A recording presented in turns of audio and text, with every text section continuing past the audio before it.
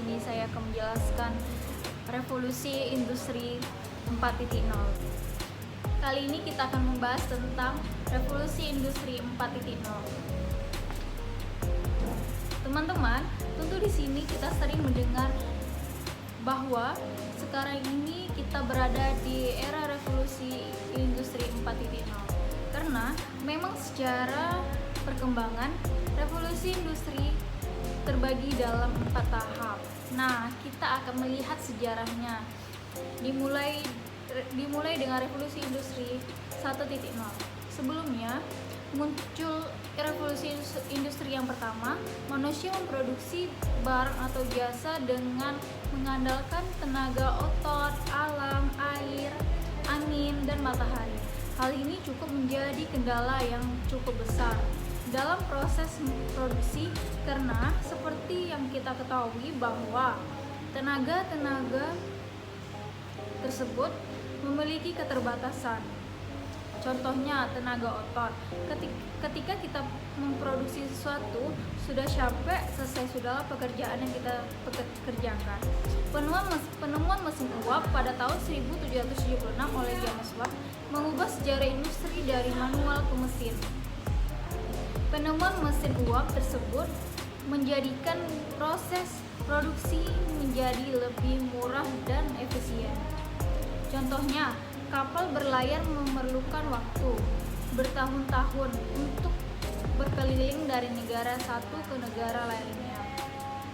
Sedangkan dengan adanya mesin uap, kapal lebih cepat dapat menghemat waktu. Revolusi industri 2.0. Revolusi kedua dimulai dengan ditemukannya listrik pada tahun 1870. Mesin-mesin yang menggunakan tenaga listrik dapat beroperasi secara lebih efisien dibandingkan dengan mesin bertenaga uap. Hal inilah yang membuat lahirnya konsep mass production yang memungkinkan industri manufaktur memproduksi produknya volume yang sangat besar dibandingkan periode sebelumnya. Revolusi industri 3.0. Revolusi yang ketiga ini dimulai dengan munculnya teknologi komputer. Periode ini malah melahirkan perangkat lunak untuk memanfaatkan perangkat keras dan elektronik. Revolusi industri ketiga ini disebut juga revolusi digital. Revolusi industri 4.0 memanfaatkan teknologi merupakan dasar dari masing-masing revolusi industri. Tampak era revolusi industri 4.0 adalah teknologi digital yang digunakan memungkinkan terjadinya interkoneksi antara mesin fisik dengan sistem produksi. Terdapat beberapa teknologi yang menjadi unsur utama terhadap pengembangan industri konvensional menuju industri digital, yaitu yang pertama Internet of Things. Internet of Things merupakan konsep di mana suatu alat fisik atau mesin yang terkoneksi dengan jaringan internet. Yang kedua, Big Data. Big Data merupakan istilah untuk mendeskripsi volume informasi yang besar, baik yang terstruktur maupun yang tidak terstruktur.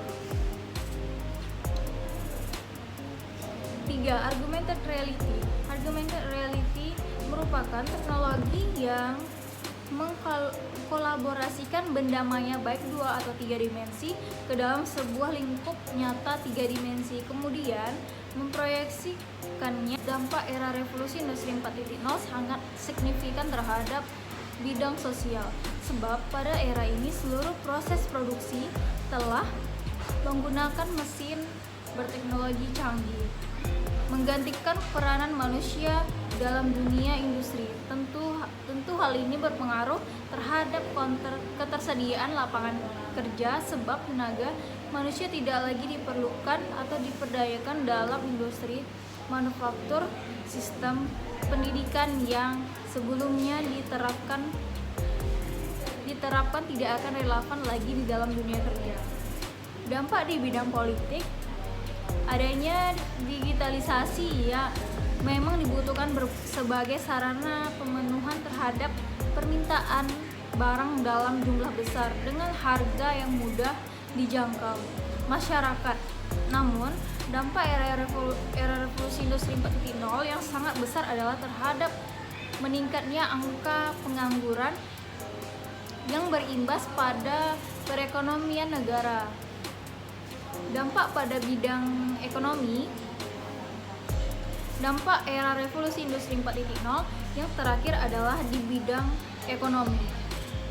Terdapat banyak dampak dari revolusi industri ini di bidang ekonomi, seperti harus mengeluarkan biaya yang tinggi untuk mengimplementasikan industri 4.0 di perusahaan dan merubah model bisnis yang telah diterapkan.